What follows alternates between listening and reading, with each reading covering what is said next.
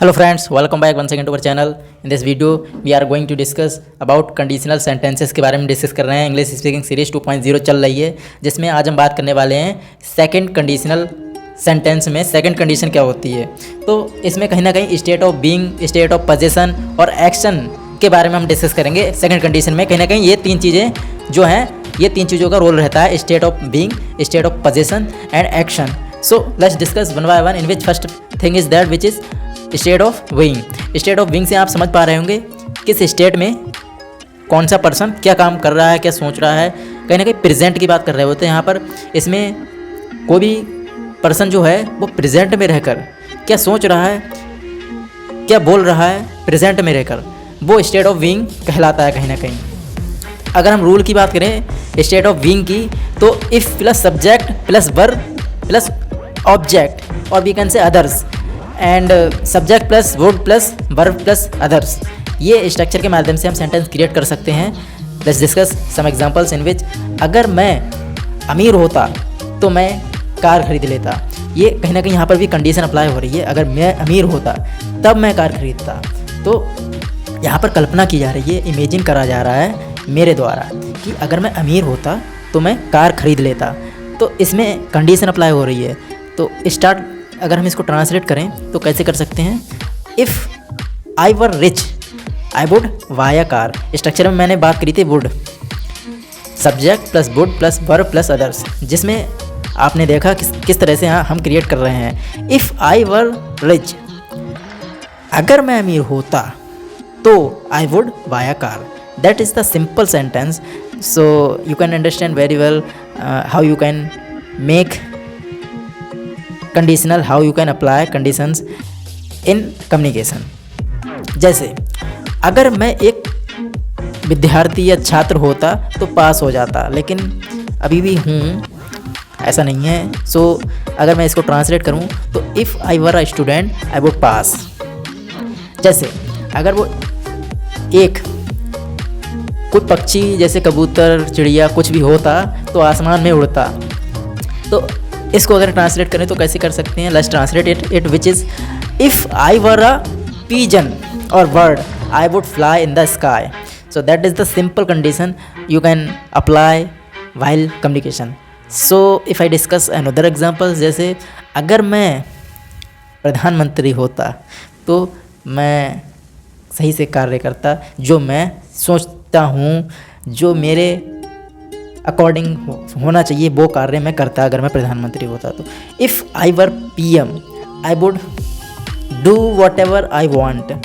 इस तरह से आप क्रिएट कर सकते हैं स्टेट ऑफ बीइंग. यहाँ पर शो हो रहा है क्या मैं सोच रहा हूँ, क्या मैं कल्पना कर रहा हूँ प्रेजेंट में रहकर, वो हम कहीं ना कहीं स्टेट ऑफ बीइंग में अप्लाई करते हैं. स्टेट ऑफ पोजीशन की बात करें तो स्टेट ऑफ पोजीशन का मतलब होता है अधिकार.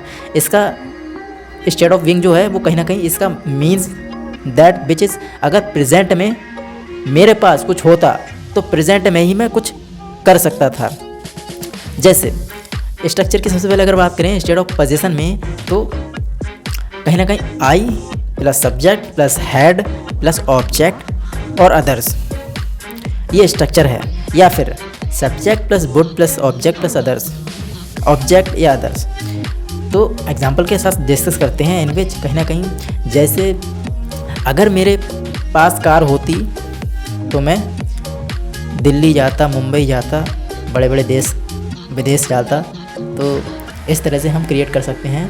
अगर इसको ट्रांसलेट करें, आसान भाषा में बात करें तो if I had a car I would go to Delhi, I would go to America, I would go to anywhere where I want.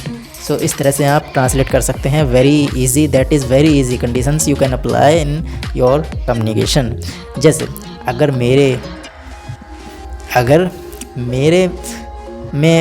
मेरे पास पैसे होते तो मैं एक बहुत बड़ा जहाज़, एक तरह से एरोप्लेन खरीद लेता, जहाज़ या एरोप्लेन कुछ भी खरीद लेता अगर मेरे पास पैसा होता तो. इफ़ आई हैड मनी, अगर मेरे पास होता, मतलब पास्ट की बात कर रहा हूँ मैं, करंट में पास्ट की बात कर रहा हूँ. If I had money I would buy a ship, I would buy a aeroplane.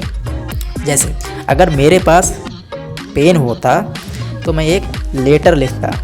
तो इस तरह से। लेकिन अभी लेटर का ज़माना चला गया है, तो ईमेल है, मैसेज चल रहा है, व्हाट्सएप सब कुछ है ऑनलाइन। तो अगर इसको ट्रांसलेट करें तो if I had a pen then I would write a letter. So इस तरह से आप ट्रांसलेट कर सकते हैं। जैसे अगर मेरे पास कुछ भी होता तो मैं घर आ जाता, अगर मेरे पास बाइक होती तो मैं घर आ जाता या घर जाता। तो इसको ट्रांसलेट करें तो कैसे कर सकते हैं, यहाँ पर बाइक की कंडीशन अप्लाई हो रही है। If I had a bike then I would go to house, I would come to our house. इस तरह से आप ट्रांसलेट कर सकते हैं, जिसमें लास्ट जो कंडीशन में चीज़ है वो है एक्शन। एक्शन का अर्थ होता है कहीं ना कहीं प्रेजेंट में आप किस तरह से बिहेव कर रहे हैं, जिसमें कैसे काम किया जा रहा है या किस तरह से काम होता है। तो तब कहीं ना कहीं जैसे मैं कोई काम कैसे कर रहा हूँ, एक्शन कैसे शो हो रहा है, ये एक्शन का मतलब होता है। स्ट्रक्चर की बात करें तो कहीं ना कहीं if plus subject plus verb की second form plus object, that is the structure of action in conditional second conditional. इसको हम और तरीके से भी बना सकते हैं, जैसे subject plus would plus verb plus object. Let's discuss with examples in which कहीं ना कहीं जैसे अगर तुम यहाँ आते तो मैं तुमसे मिलता। बहुत सिंपल है, अगर तुम यहाँ आते तब मैं तुमसे मिलता। Let's translate, if you come here I would meet you, if you come here I would meet you. जैसे अगर तुम वहाँ जाते तो मैं भी जाता। If you went there I would also go there. जैसे अगर तुम वो देखते तो मैं भी देखता। If you watch that I would also watch. इस तरह से अगर तुम दूध पीते तो मैं सेब खाता या आम खाता। If you drunk milk I would also eat apple, banana या कुछ भी, एनीथिंग। सो इस तरह से आप कंडीशंस अप्लाई कर सकते हैं। यहाँ पर एक्शन शो हो रहा है।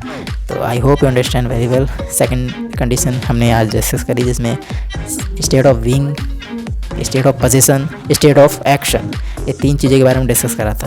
अगर वीडियो अगर आपको पसंद आई हो तो लाइक एंड शेयर कर दें एंड सब्सक्राइब करना ना भूलें फ्रेंड्स। आज के लिए इतना ही रखते हैं। धन्यवाद। Take care of yourself. Thank you. Stay tuned with us. धन्यवाद।